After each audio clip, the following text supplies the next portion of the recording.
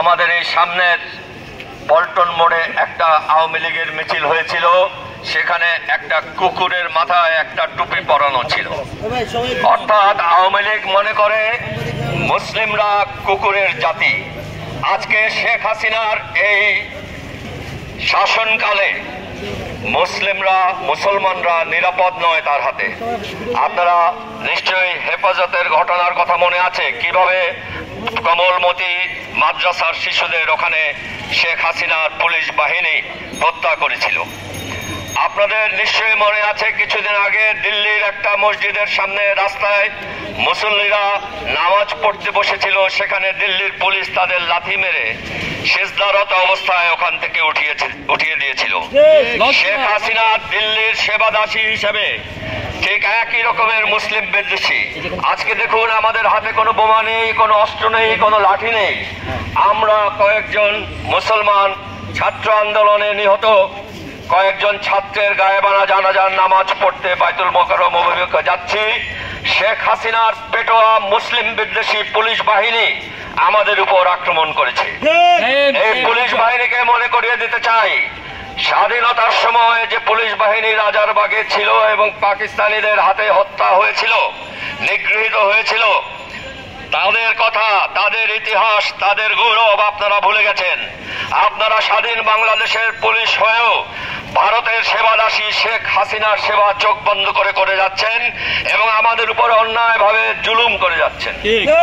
আপনারা যারা এই জুলুমে জড়িত আছেন, আমি আজকে এখানে দাঁড়িয়ে ঘোষণা করছি, মহান আল্লাহ তাআলা যদি কোনোদিন আমাদের সুযোগ দেন, তাহলে এই জুলুম করা পুলিশ বাহিনীদের চেহারাগুলো আমরা চিনে রাখছি।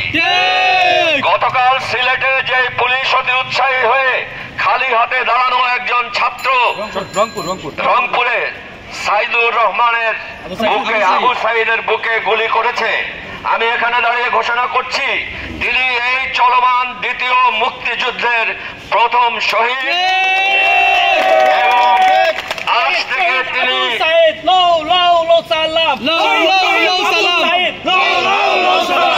শহীদ আবু সাইদ, শহীদ আবু সাইদ।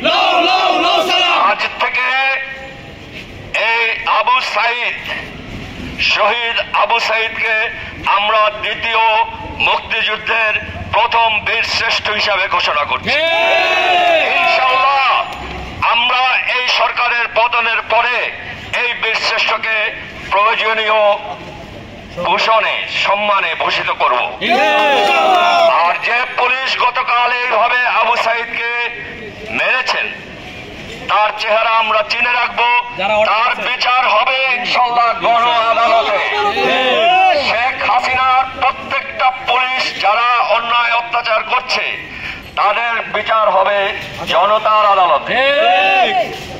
আপনারা মনে রাখবেন, বেনজির বা আসাদুজ্জামান যে পরিমাণ সম্পদ বানিয়েছেন, পুলিশ বাহিনীর বাকিরা কিন্তু সেটার ভাগ পাবেন না। আপনাদের বড় বড় অফিসারদের পকেটে যত টাকা আছে, শেখ হাসিনার পতনের পরে তারা কিন্তু আপনাদের সকলকে রেখে বিদেশে পালিয়ে যাবেন। নিচু স্তরে যারা পুলিশ আছেন, তারা কিন্তু সবাই বিদেশে যেতে পারবেন না। ভবিষ্যৎ চিন্তা রাখুন, পৃথিবীতে কেউ অমর নয়। আজ হোক কাল হোক শেখ হাসিনাকে গদি ছাড়তে হবে।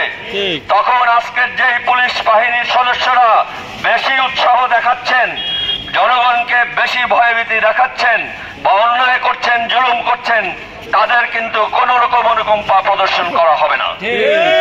ছাত্র আন্দোলন যেটা চলছে, আমরা তাদের প্রতি সম্পূর্ণ সমর্থন এবং সহমর্মিতা জানাচ্ছি। আজ বাংলাদেশের প্রত্যেকটা ইউনিভার্সিটি বা বিশ্ববিদ্যালয়ের হল শত্রুমুক্ত হয়েছে, ছাত্রলীগ বিতাড়িত হয়েছে। দ্বিতীয় মুক্তিযুদ্ধের প্রথম অর্জন এটা। আমাদের সব বিশ্ববিদ্যালয় আজকে স্বাধীন। ইনশাআল্লাহ বাকি যেটা আছে সেটা আমরা সকলে মিলে একসাথে পুরা করব। এই সংগ্রামী জনতার জন্য দোয়া করবেন, তাদের পাশে দাঁড়াবেন, তাদের সাহস দেবেন, তাদের সমর্থন দেবেন। আপনাদের সকলের শুভকামনা কামনা শেষ করছি। ধন্যবাদ। আপনারা সবাই নেমে আসুন রাস্তায়, আমাদের একটু